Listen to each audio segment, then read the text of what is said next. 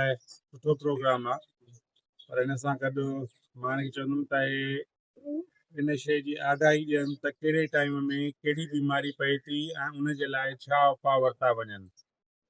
ऐं वैक्सीन जेका आहे उनजी रखण जो तरीक़ेकार, इस्तेमालु करण जो तरीक़ेकार उहो सही प्रॉपर तरीक़े सां थिए जीअं भाइयुनि खे उनजे लाइ फ़ाइदो थिए।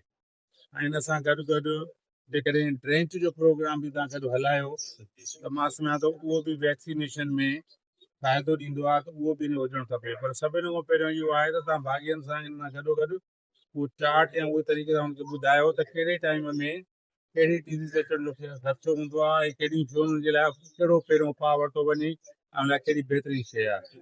इहे शयूं करनि ऐं बाक़ी बि जेके ॿिया प्रोग्राम हुजनि उहे बहितर आहे त तव्हां मूंखे आगाही ॾींदा वञो।